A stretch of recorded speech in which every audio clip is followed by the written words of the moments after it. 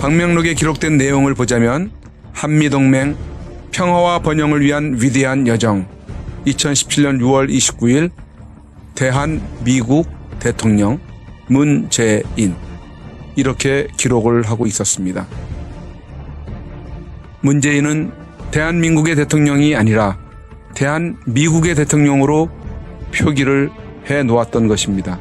이를 두고 실수라고 하고 침에 걸린 것이라고 하고 의도적이라고 하고 여러 분분한 설들이 많은 가운데 이런 표현을 사용하는 증거의 자료들이 노출되어 공개되고 있는 것이 있었습니다.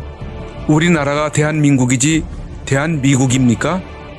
성주 여중학생 일동 사드 배치 결사 반대 대한미국이 아닌 대한민국에 살고 싶어요. 결국은 사드를 반대하는 세력들이 즐겨 사용하는 문구였습니다. 그런데 이들과 맥을 같이 하는 사람이 있었습니다. 박근혜 적폐 사드 즉각 철회, 사드 배치 철회 성주투쟁위원회 여성분과 여기에 문재인을 비롯한 좌파 세력들이 함께하고 있습니다. 결국은 문재인은 여전히 보수의익의 대통령은 아니고 촛불 세력들만의 대통령으로 군림하고 있는 것입니다. 대한민국에서 미군이 주둔하고 있는 한 대한미국이지 대한민국은 아니라는 강력한 미군 철수의 의지를 담은 표현이라 할 것입니다. 그런 그가 추구하는 것은 무엇일까요? 과거 그의 흔적을 놓고 지탄한 내용을 살펴본다면 리영이의 글 중에서 북한에서 첫 내려와 통일이 되면 자본주의 사회에서의 삶을 회귀하고 사회주의 체제 속에서 새로운 인간으로 다시 태어나겠다. 이런 글이 있습니다. 이에 대하여 비판가의 글을 보자면 선생님도 내 생각이랑 같구나. 난 리영이 선생의 영향을 가장 크게 받았거든. 운명 132쪽에 보면 월남전에서 미국의 패배 및 월남의 공산화에 대해서 희열을 느꼈다 라고 기술하고 있습니다. 이에 대하여 비판가의 글을 보자면 아이고 인간아, 그때 월남 사람 2천만 명 중에 600만 명이 죽었단다. 뭐? 희열?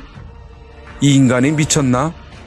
문재인은 또 2016년 11월 26일 광화문 촛불 집회 중에 경제 망치고 안보 망쳐온 가짜 보수 정치 세력 거대한 횃불로 모두 불태워 버리자 라고 발언을 하였습니다.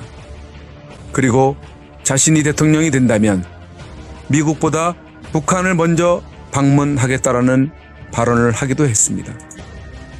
따라서 이번 방미중에 발생된 방명록 사건은 철저히 계산된 것이었다는 것을 알 수 있으며 그런 그가 의도하는 것은 자신은 철저한 좌파주의자이며 반미를 외치는 좌파 세력의 지지자로서 촛불 세력을 비롯한 좌파 세력들은 자신의 사상에 대해서 조금도 의심하지 않아도 된다는 사인이라는 것을, 더 나아가서는 북한이 강령으로 채택하고 있는 북한의 이념인 남한에서 미군을 몰아내고 적화 통일을 이룬다는 것과 맥을 같이 하고 있다는 적화 세력들에게 보여주기 위한 의도된 신호라는 시각을 어렵지 않게 갖게 됩니다.